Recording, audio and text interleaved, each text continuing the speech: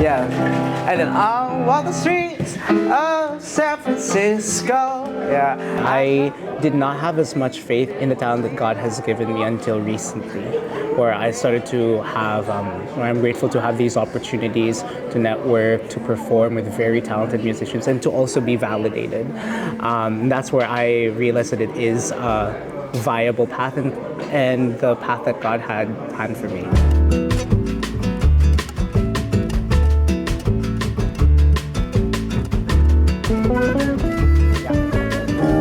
But it's just what I want you to do.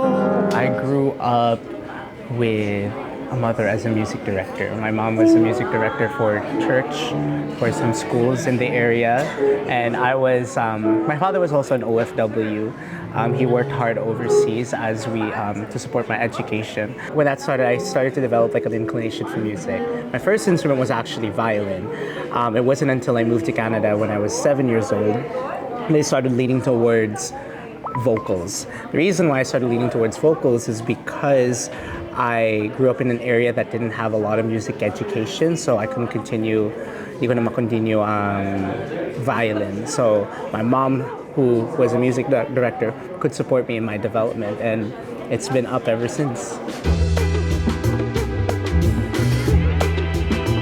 So I was born and raised in the Philippines, and I came here back in 2016. Nagsimula ako sa mga OPM. Yeah, I started off with learning very basic OPM songs, and then I went to music school. So I wanted to blend, my roots, and then what I learned from being in music school for 4 years. And that's how I came up with this thing that you're going to hear for tonight. Can we run? Awitin mo isa sayo ko. I've evolved to consider performance as more of a way to connect rather than a way of like voyeurism. Ayoko lang na pinapanood lang na. Of course, I'm here to deliver a show. I'm here to deliver a performance. That's what the people here are here for. But at the same time, if there's no engagement, if there's no interaction, then they don't leave with an impact.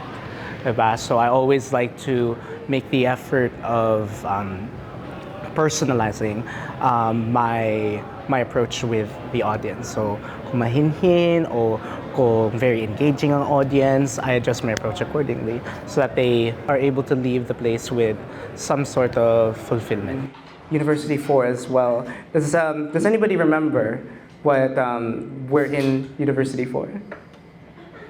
It's okay, it's a trick question. For jazz!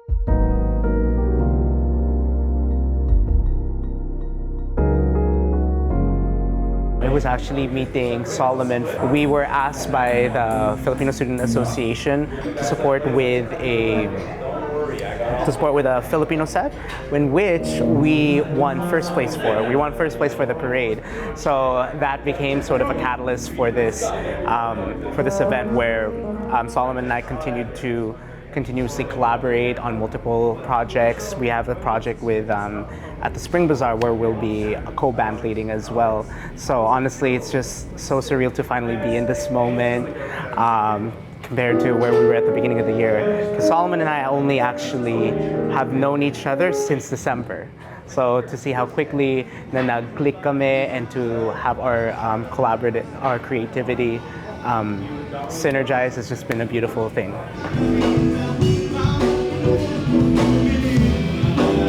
I think my favorite song in our setlist for tonight is Panalangin, because it's one of the first songs that I arranged, because I arranged most of the songs we're playing tonight, right? Akin sasabihin, minamahal kita.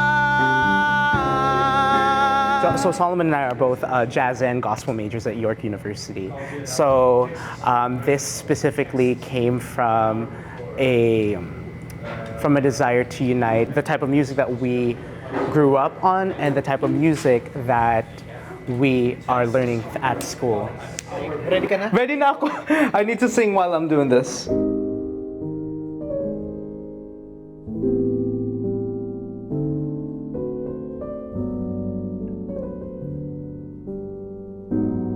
quitting my job was the catalyst for all of these blessings to just come flooding in. Talagang hindi ko na-realize how much I was stifling, how much I was unhappy with where my life was at. And now I've made room for something that I genuinely enjoy, that God has given me the talent to glorify Him. I subconsciously felt like it was their dream for a moment in time, which is why I was reluctant to pursue music at first. And when I finally did, that's when I realized that I genuinely had a connection. And a connection with it where I can make meaningful impact to other people. Rock, baby, rock, rock it to my heart.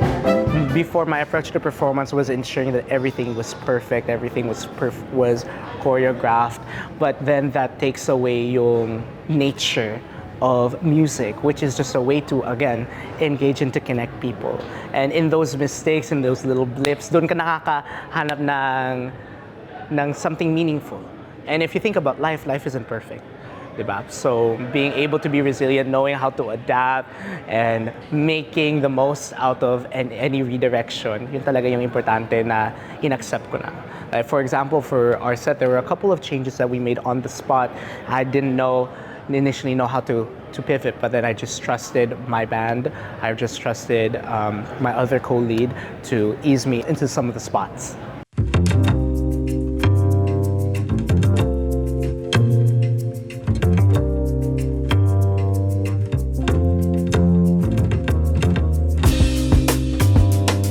Just go on, try, make those mistakes, and from there you'll be able to learn and to grow and into ways that you never really imagined.